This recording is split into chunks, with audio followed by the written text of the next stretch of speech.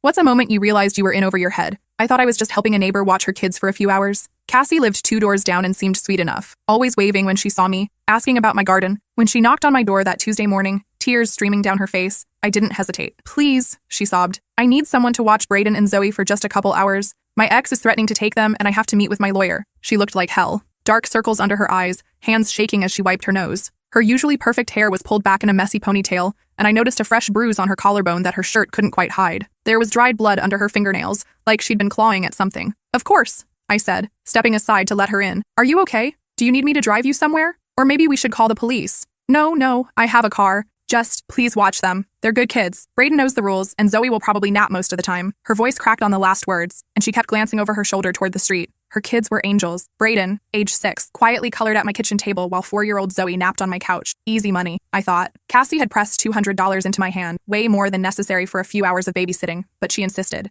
"This covers everything," she'd said, pressing the bills into my palm with trembling fingers. "Food, activities, whatever they need. I should be back by 3. If I'm not back by 5, call this number." She handed me a crumpled piece of paper with digits scrawled in shaky handwriting. "What kind of number is this?" "Just someone who can help. Promise me you'll call if I'm not back." Something felt off about the whole situation, but I'd learned not to judge. Single mothers had it tough, and messy custody battles were unfortunately common in our neighborhood. Still, the fear in her eyes was something deeper than typical divorce drama. Around 11:30, I made grilled cheese sandwiches for lunch. Brayden ate quietly, answering my questions about school with polite one-word responses. He seemed nervous, constantly glancing toward the windows like he was expecting something terrible. "Everything okay, sweetie?" I asked. "Mommy said not to go outside today," he said matter-of-factly. "She said to stay away from the windows too, and if any strangers come, we should hide in the bathroom and be very, very quiet." That should have been my first real warning sign. What kind of custody dispute required hiding in bathrooms? But I just nodded and suggested we play a board game in the back room instead, away from the front windows. As we played Candyland, I noticed more troubling details. Brayden had a small scar on his wrist that looked like a cigarette burn. When I asked about it, he just shrugged and said, "Uncle Damien was angry that day." Zoe, even in sleep, flinched at sudden noises. These weren't just children of divorce. They were children who'd seen violence. Around noon, a black sedan pulled into my driveway. Through the window, I watched 2 men in expensive suits get out. Something about their movements felt wrong, too deliberate, too coordinated. They weren't walking like lawyers or social workers. They moved like predators scanning for weakness, checking sight lines, noting escape routes. The doorbell rang. "We're looking for Cassie Martinez," the taller man said when I opened the door. His smile never reached his eyes, and I noticed he kept his right hand inside his jacket. "Her children are supposed to come with us." "I'm sorry, but I can't help you," I replied, starting to close the door. His foot shot out, blocking it. The polite mask slipped completely, revealing something cold and calculating underneath. "Ma'am, we have custody papers. The children need to come with us now. Then you can come back when their mother is here," I said firmly, pushing harder against the door. That's when I noticed the bulge under his jacket. That's when Brayden appeared beside me, his face white with terror. "Those aren't the good guys," he whispered, his small hand clutching my shirt with desperate strength. My blood ran cold. These weren't lawyers or court officials. Brayden was shaking, recognition in his eyes that made my stomach drop. This 6-year-old had seen these men before. Whatever Cassie had gotten herself into, I was now standing between 2 dangerous men and terrified children. The second man stepped closer, no longer pretending to be civilized. "This can go easy or hard, lady. Your choice." I slammed the door and immediately turned the deadbolt, my hands shaking. Brayden grabbed my arm with surprising strength for such a small kid. "They work for Uncle Damien," he whispered urgently. "Mommy said if we ever see them, we run and hide. She said they're very bad men who hurt people who don't do what they want." Uncle Damien. The pieces started clicking together. Cassie's expensive car that didn't match her modest house. The way she never talked about her family. How she always paid for everything in cash. The designer clothes she wore despite claiming to work part-time at a flower shop. The way she'd trained her children to recognize danger. "Where's your sister?" I asked, trying to keep my voice calm. Still sleeping. I heard them talking outside, their voices getting louder and more agitated. One of them was on the phone, speaking in rapid Spanish. I caught enough to understand they were calling for backup and describing the house layout. They mentioned something about the package and delivery schedule. My house suddenly felt like a trap. 2-story colonial with windows on all sides. Nowhere to hide. No back exit except through the kitchen door they could easily see from the front yard. I grabbed my phone and dialed 911. "911, what's your emergency?" "There are men trying to break into my house and take children that aren't theirs," I said, keeping my voice low while pulling Brayden away from the front windows. "Are these men armed?" "I think so. They're not police or social workers. The little boy says they work for someone dangerous. His mother left him here and these men are trying to take him." "Are you in immediate danger?" "Yes. They're surrounding the house. Officers are on their way. Can you get to a secure location in your home?" "I'm trying." "Stay on the line with me. How many children are with you?" "2, ages 4 and 6. Through the kitchen window, I saw the second man circling around back. They were going to surround us. Professional, coordinated. These weren't random thugs. They knew what they were doing. The way they moved suggested military or law enforcement training. "Brayden, I need you to wake up Zoe very quietly and bring her to the bathroom upstairs. Can you do that?" He nodded solemnly, understanding the gravity better than any 6-year-old should. As he gently shook his sister awake, I watched him whisper something in her ear. She didn't cry or ask questions. just took his hand and followed him upstairs. These kids had been through this before. As they disappeared up the stairs, I heard the back door handle rattle. Thank God I'd locked it out of habit. But these guys didn't seem like the type to be stopped by locked doors. The sound of splintering wood confirmed my fear. I ran upstairs, found the kids huddled in my bathroom, and locked that door too. It wouldn't hold them long, but maybe long enough for the police to arrive. Are the police coming? Braden asked, pulling his sister close. Yes, sweetheart. They're coming. But would they get here in time? Heavy footsteps echoed through my house. 2 sets, moving methodically, checking each room. They weren't trying to be quiet anymore. I heard furniture being overturned, drawers being yanked open. They were searching for something specific. We know you're here, one called out. Just give us the kids and nobody gets hurt. We don't want you. This isn't your fight. Zoe started to whimper. I pulled her close, covering her mouth gently. Braden wrapped his arms around both of us, his little body trembling. Mommy said you're a good person, he whispered to me. She said good people don't let bad things happen to kids. The footsteps stopped outside the bathroom door. Found them, a voice said. The door handle turned. When it didn't open, someone kicked it. The frame cracked but held. Another kick, more splintering. On the third kick, I could see light through the cracks in the wood. I looked around desperately. The bathroom window was too small for me, but maybe… Braden, can you climb out that window? He looked at the narrow opening and nodded. What about Zoe? You'll help her down. Take her and run to Mrs. Patterson's house next door. Tell her to call the police again and say it's an emergency at my address. What about you? I'll be right behind you. It was a lie, but he was 6. He needed to believe it. I boosted him up to the window. He squeezed through with effort, then I lifted Zoe up to him. She was crying now, but quietly. Just as her feet disappeared through the opening, the bathroom door exploded inward. The taller man stood in the doorway, gun drawn. Up close, I could see the scar running from his left ear to his jaw. His eyes were cold, empty. This was someone who'd done terrible things and felt nothing about it. Where are they? I pointed to the window. Gone. He cursed in Spanish and spoke into a radio I hadn't noticed before. Subjects have fled the building. Check the perimeter. They're heading to the neighboring house. You just made this a lot harder on yourself, he said, advancing toward me. Boss doesn't like complications, doesn't like witnesses. That's when I heard the sirens in the distance. His expression changed. The confident predator became a cornered animal. He grabbed my arm and yanked me toward the stairs, his grip tight enough to bruise. You're coming with us. Like hell I am. I drove my elbow back into his ribs as hard as I could. He doubled over with a grunt, and I ran for the stairs. Made it halfway down before the second man appeared at the bottom, blocking my path. He was shorter, but stockier, with arms covered in tattoos. Prison tattoos, I realized. He raised his gun with practiced ease. Don't move. The sirens were getting closer. Through the front window, I could see red and blue lights flashing in the distance. We need to go. The second man called to his partner. Cops are 2 minutes out. Not without the package, came the reply from behind me. Boss wants the kids. Contracts for both of them. Package. Contract. They were talking about those children like cargo. Like property to be collected and delivered. The casual way they discussed it made my blood run cold. Police cars screeched into my driveway. Car doors slammed.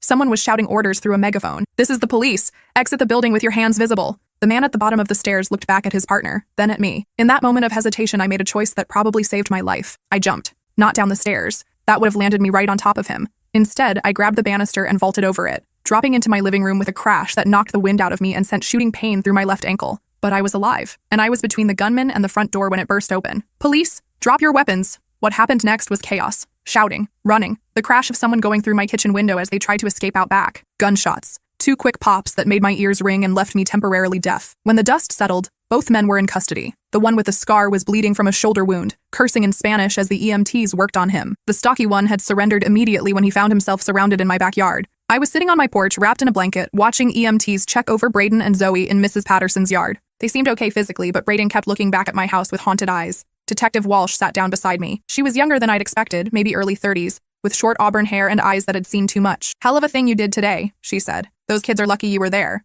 I still don't understand what this was about. Cassie said something about custody issues with her ex. She flipped through her notepad. Cassie Martinez, real name Carolina Vega, was supposed to testify against her brother-in-law's drug operation next week. Those men were sent to take the children as leverage to keep her quiet. Her own family? Sometimes family is the most dangerous thing of all. Damian Vega runs one of the largest heroin distribution networks in the state. His operation brings in millions every month. Carolina saw something she shouldn't have, and now she's the star witness in a federal case. I thought about Braden's words. Those aren't the good guys. How many times had this 6-year-old seen these men? How long had he been living in fear, teaching his baby sister to be quiet and hide? Where's Cassie now? Safe house. She'll be relocated after the trial, along with the kids. New identities, new lives. It's the only way to keep them safe. What about me? Do I need to worry about retaliation? Detective Walsh's expression grew serious. We're keeping an eye on things. Damian's organization is more focused on silencing Carolina than going after random civilians, but you should be aware of your surroundings for the next few weeks. Over the following days, I learned more about what I'd stumbled into. Detective Walsh filled me in during her follow-up visits. Carolina worked as a bookkeeper for what she thought was a legitimate real estate company, she explained. Turns out it was a front for Damian's money laundering operation. She'd been keeping books on millions in drug money without knowing it. When did she find out? 6 months ago. She was working late one night when Damian and his top lieutenants had an impromptu meeting in the conference room. She heard them talking about a rival dealer who'd been skimming product. Damien was describing what they'd done to him and his family in detail. What did she do? Smart woman. She stayed quiet, finished her work, and went home like nothing happened. But the next day, she started copying files. Bank records, transaction logs, coded communications. She was building a case. How did they find out? One of Damien's men noticed unusual computer activity. By the time they figured out it was Carolina, she'd already contacted the FBI. The scope of the operation was staggering. Damien Vega's network stretched across 3 states, with connections to cartels in Mexico and distributors in major cities. They moved millions of dollars worth of heroin monthly, using a network of legitimate businesses as fronts. Carolina's testimony is the key to everything, Detective Walsh said. She has the financial records that prove the money laundering. Without her, we have a lot of suspicious activity, but no smoking gun. That evening, after the police had finished processing my house as a crime scene, after the broken doors had been temporarily secured with plywood, after I'd given my statement for the 3rd time, Cassie finally called.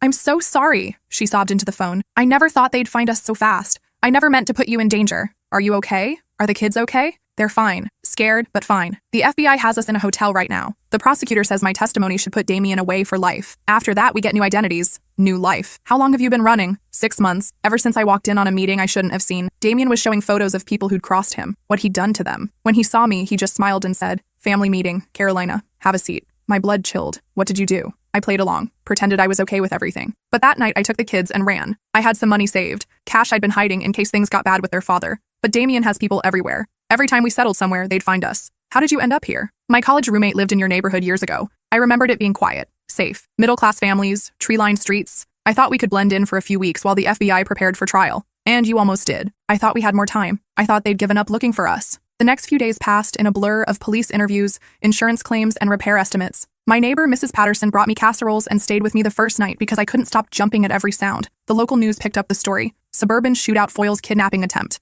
They made it sound like an action movie, but the reality was messier. Traumatized children. A young mother forced to choose between family loyalty and her kids' safety. A drug dealer who saw people as disposable. But as the media attention grew, so did the danger. Detective Walsh called me 3 days after the incident. "We have a problem," she said. "The story's gotten too much attention. Damien's people know exactly who you are and where you live." "What kind of problem?" "We intercepted communications discussing the witness who interfered. They're planning something." That night, unmarked police cars stationed themselves on my street. Officers in civilian clothes walked past my house at regular intervals. I felt like a prisoner in my own home. A week later, Detective Walsh stopped by with updates. "The 2 men we arrested are talking," she said. "Turns out they're just muscle, low-level enforcers who got sloppy. But their information is helping us map Damien's entire operation." "What about the trial?" "Starting next month. Carolina's testimony will be the centerpiece. Phone records, financial documents, witness statements. The feds have been building this case for 2 years. Will I have to testify? Probably. You're a key witness to the attempted kidnapping. But don't worry, we'll make sure you're protected." The threat started 2 weeks later. Anonymous letters in my mailbox, photos of me walking to work, voice messages on my home phone with detailed descriptions of what they'd do to me if I testified. "You should have minded your own business," one caller said. "Now you're part of this whether you like it or not." Detective Walsh increased security around my house, but the psychological pressure was intense. I'd wake up at 3 a.m. convinced someone was in my yard. Every strange car on my street made me nervous. I stopped going to my regular grocery store, varied my route to work, checked under my car before getting in. 3 weeks later, I got a postcard with no return address. A picture of a beach, and on the back, "Starting over, the kids say hi. B drew you a picture but couldn't send it. Thank you for everything. C." I kept that postcard on my refrigerator, a reminder of why I was going through all this. The trial made national news. Federal prosecutors dismantle major drug network. The courthouse was surrounded by media, protesters, and heavy security. I testified on a Thursday morning, describing what I'd seen and heard. Damien sat at the defense table in an expensive suit, looking like a successful businessman rather than a drug kingpin. When I described finding the children, he showed no emotion. But when I mentioned Braden's fear, something flickered in his eyes. For just a moment, I saw the monster behind the mask. After my testimony, the prosecutor approached me in the hallway.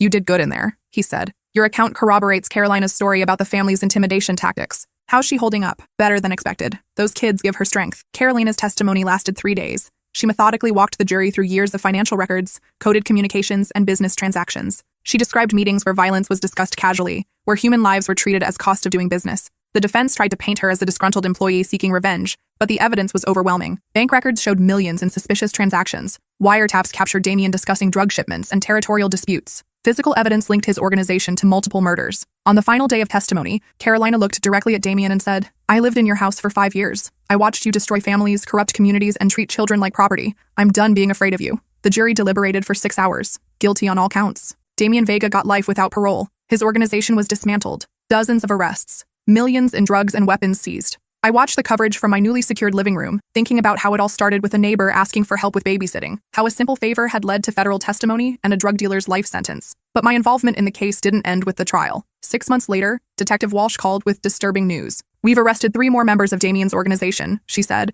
"They were planning retaliation against witnesses." "Against me? You were on the list, along with Carolina and 2 other witnesses. They had your address, your work schedule, photos of your house." My blood ran cold. When, last night, we'd been watching them for weeks. They were planning to move this weekend. The reality hit me hard. These people held grudges. They had long memories and longer reach than I'd imagined. What happens now? We're offering you the same witness protection services we gave Carolina. New identity, relocation, the works. I thought about my life, my job at the library, my small circle of friends, the house I'd inherited from my grandmother, everything that made me who I was. How long would I have to stay hidden? Hard to say. Maybe a few years, maybe forever. These organizations don't forgive, and they don't forget. That night, I sat in my living room, looking at the family photos on my mantle, the books I'd collected over decades, the garden I'd spent years cultivating. Was I ready to give it all up? The next morning, I called Detective Walsh back. "I'm not running," I said. "This is my life. I'm not letting them take it away from me." "Are you sure? These people are serious about revenge. So am I. Serious about not letting them win." Instead of hiding, I chose to fight back in my own way. I started volunteering with organizations that helped victims of domestic violence and organized crime. I spoke at conferences about witness protection and community safety. I turned my experience into advocacy. The death threats came sporadically. Anonymous letters, unknown callers hanging up when I answered. Detective Walsh taught me how to vary my routines, how to check for surveillance, how to report suspicious activity. One particularly disturbing incident occurred 8 months after the trial. I came home to find my back door jimmied open and my house ransacked. Nothing was stolen, but the message was clear. "We can get to you anytime we want." The police increased patrols, installed better security systems, but the psychological impact was severe. I started sleeping with a baseball bat next to my bed. I installed motion sensor lights around my property. Every creak in the house at night made my heart race. 2 years after the trial, I got a call from an unknown number. "You cost me everything," a gravelly voice said. I recognized it immediately. Damien Vega calling from prison. "You cost yourself everything," I replied. "I just protected 2 innocent children. Those weren't your children to protect? Any child in danger is everyone's responsibility." He laughed, a sound like broken glass. "You think this is over? You think because I'm locked up you're safe? I think you're exactly where you belong. I have friends on the outside, people who remember favors owed, people who know where you work, where you shop, where you sleep. And I have friends in law enforcement, people who take threats seriously." The line went dead. I reported the call immediately. Prison officials launched an investigation into how Damien had accessed a phone. His privileges were revoked, but the message was clear. The danger wasn't over. The psychological toll of living under constant threat was enormous. I developed insomnia, anxiety attacks, and a constant sense of hypervigilance. Simple activities like grocery shopping became exercises in threat assessment. I found myself memorizing license plates, noting exit routes, avoiding crowds. But I also discovered an inner strength I didn't know I possessed. The experience had changed me in fundamental ways. I'd stared down armed criminals and survived. I'd protected innocent children at great personal risk. I'd stood up to one of the most dangerous criminal organizations in the state. 3 years later, everything changed again. Detective Walsh called with news that made me reconsider everything. "Damien Vega is dead," she said simply. "What happened?" "Prison fight. Looks like he crossed the wrong people inside. His protection network couldn't save him from other inmates who had their own scores to settle." I felt a complex mix of emotions. Relief that the threat was gone. Sadness that it had come to violence. Uncertainty about what this meant for my safety. Does this end it? Mostly. His organization is scattered. Most of his top people are either dead or in prison. The ones still free have bigger problems than revenge against witnesses. The news of Damien's death made headlines across the region. Drug kingpin killed in prison fight. The articles detailed his criminal empire,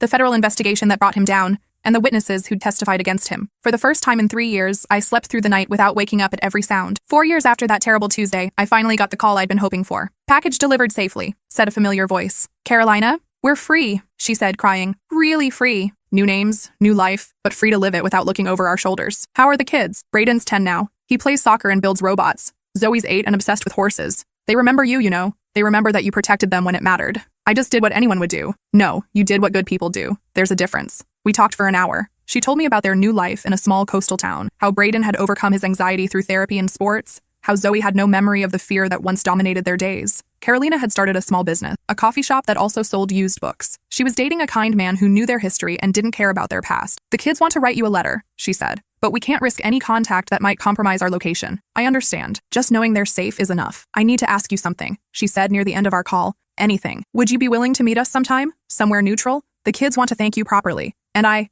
need to see for myself that you're okay. That helping us didn't ruin your life." 6 months later, I drove 8 hours to a small beach town where I met a family I barely recognized. Carolina looked younger, her face free of the constant tension I remembered. Brayden had grown tall and confident, shaking my hand like a little gentleman before surprising me with a fierce hug. Zoe, now 8, threw her arms around me like I was family. We spent the weekend together, walking on the beach, playing miniature golf, eating ice cream, doing all the normal family things they'd never been able to do safely before. It was like watching a family come back to life. On my last evening there, as we watched the sunset from their back porch, Brayden sat beside me. "I want to be a police officer when I grow up," he said. "That's a great goal." I want to help protect families like you protected us. I looked at this remarkable kid who'd survived more trauma than most adults ever face, who'd watched his mother live in fear, who'd learned to hide and be silent to stay safe. Now he wanted to be a protector himself. You'll make an excellent officer, I told him. Will you come to my graduation? When I finish police academy? Try and keep me away. Zoe climbed into my lap, something she'd never done as a terrified 4-year-old. Are you our guardian angel? She asked with the straightforward curiosity of childhood. No, sweetie. I'm just someone who cares about kids like you. Mommy says guardian angels look like regular people, so the bad guys don't know they're there. Carolina smiled from across the porch. She's been saying that for years. I think she's right.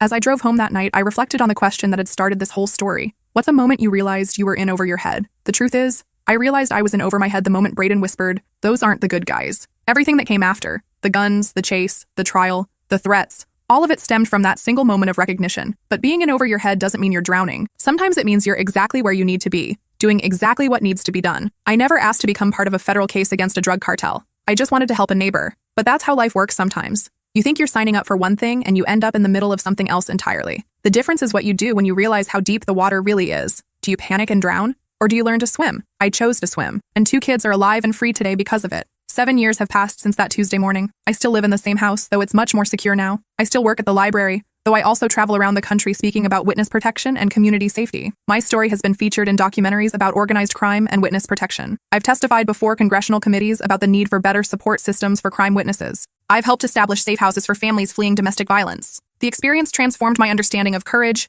justice, and community responsibility. I learned that ordinary people can find extraordinary strength when protecting the innocent. I discovered that standing up to evil, even when you're terrified, is what separates civilization from chaos. And every year, on the anniversary of that day, I get a card from a family with no return address. Pictures of kids playing sports, graduating from school, celebrating birthdays, normal life, happy life, free life. The latest card shows a teenage boy in a police academy uniform and a girl on horseback, both grinning at the camera. The message inside is always the same. Thank you for teaching us that good people fight for what's right. But the story doesn't end there. Last month, I got an unexpected visit. A young man in his 20s knocked on my door, and when I opened it, I saw familiar eyes. "Ms. Henderson," he said. "I'm Brayden. I think you knew me when I was little." The 6-year-old boy who'd whispered warnings about bad guys had grown into a confident young police officer. He was home on leave, having just graduated from the academy. "I kept my promise," he said, showing me his badge. "I wanted to thank you in person." We spent the afternoon talking about his training, his career goals, his family. Carolina had remarried, a good man who treated her children as his own. Zoe was starting college in the fall, studying veterinary medicine. They'd built the life they'd dreamed of during those terrifying months in hiding. "Do you ever regret it?" Brayden asked as he prepared to leave. "Getting involved that day?